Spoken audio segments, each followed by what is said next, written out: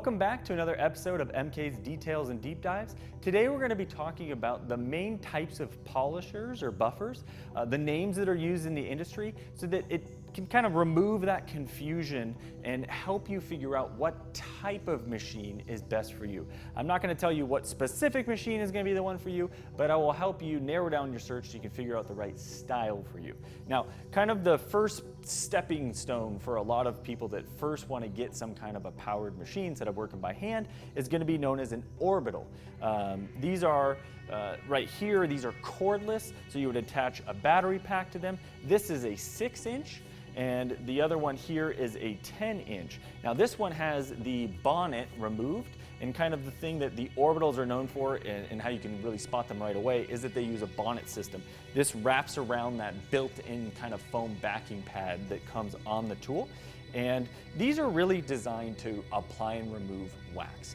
You can do some very light polishing or compounding with these, but honestly, it's just not a very efficient machine for that. And the reason is, it is intentionally designed so that when you run this on an edge like this, for example, where you normally could accidentally burn through paint, this type of machine will stop moving. The way that these work is they actually have a gyration. It's like an orbit. That's why they're called orbitals. But the way the power is delivered in these, it's going to just stop orbiting the second that you put too much pressure or go up on an edge. Makes it extremely safe and user-friendly, which is why a lot of people like to start off with those. But the limitation is you really cannot remove defects effectively with that type of machine.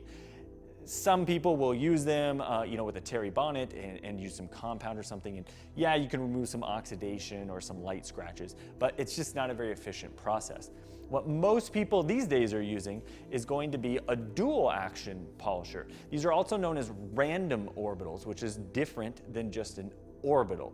So the difference is that these style machines, they're going to spin in a circle, but it's also, when it's spinning, there's a counterweight behind this, and it's going to pull it in different directions.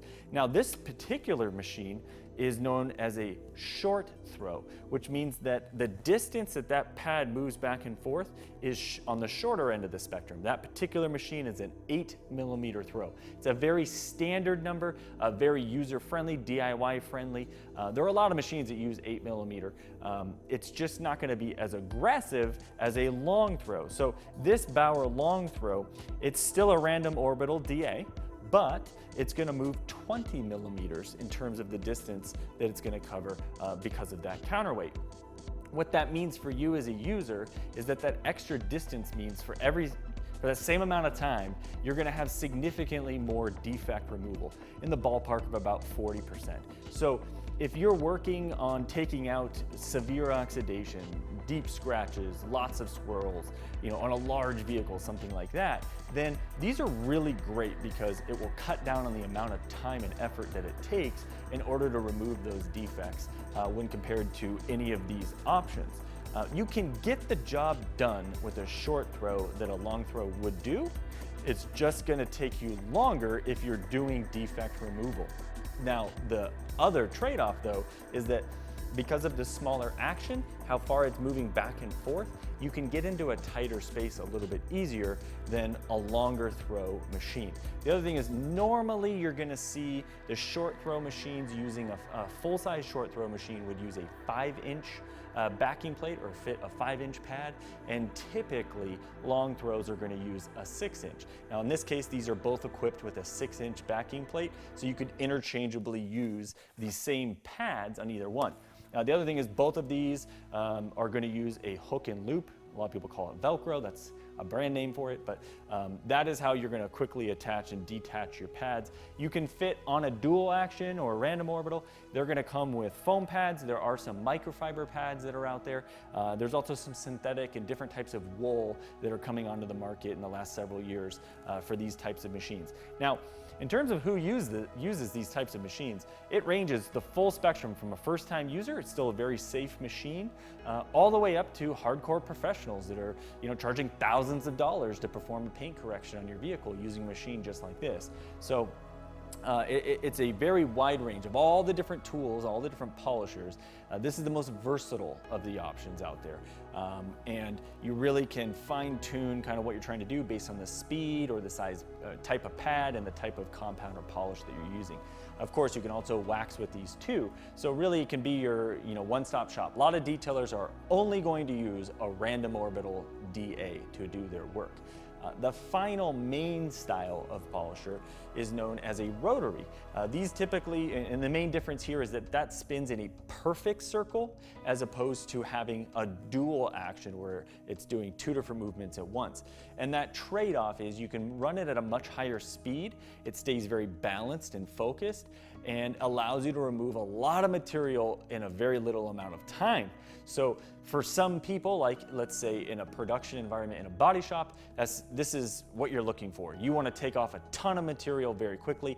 You're most likely going to use a rotary high speed or variable speed polisher or buffer. There's several different names depending on what brand you're talking about. You can also switch between foam pads and the wool pads. Those are the two most commonly used.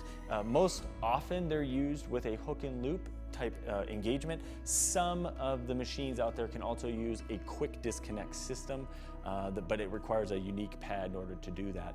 But these are used sometimes by detailers as well to do the initial removal of defects in less time, and then they'll follow it up with this. And the reason for that is that these types of machines are most likely to leave behind an undesirable pattern in the paint from the perfect spinning. It does not cancel out its own action. So you'll see, sometimes you see like a dark colored car in the sun, either drive by or in the parking lot.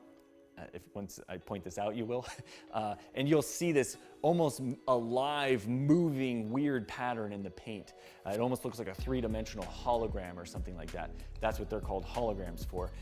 That is the downside to this style machine, but in the hands of a professional, it's a fantastic tool that can save you a ton of time. A lot of people will use this for step one and then come back and do a fine polish after it with a dual action or a random orbital type machine. So those are the main actions. There's different formats. You'll find them pistol grip style. You can get them pneumatic or air powered as well as electric. You can get cordless versus corded. And so really there's a lot of different nuances out there. The only other really style that's in terms of the action or the drive of the tool that's not listed here would be that of a forced rotation random orbital. So essentially it's going to make a similar pattern to this.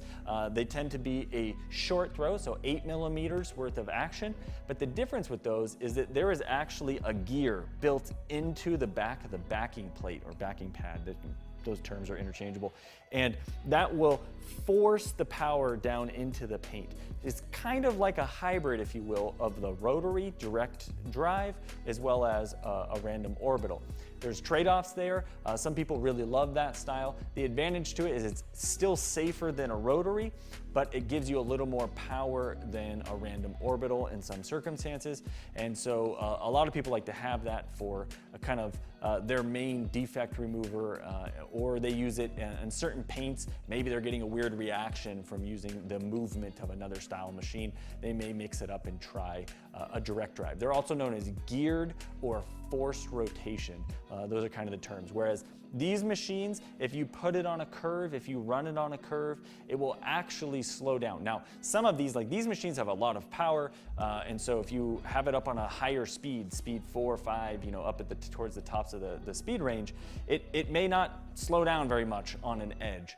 But if you're a newer user, what you can do is dial the speed back down to 2 or 3, and then that way it will stop spinning if you get into a dangerous situation on an edge or a concave area or something to that effect.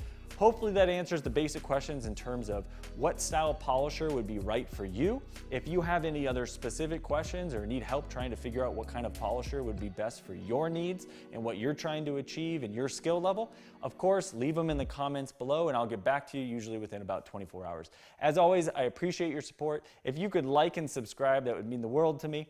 And thanks again.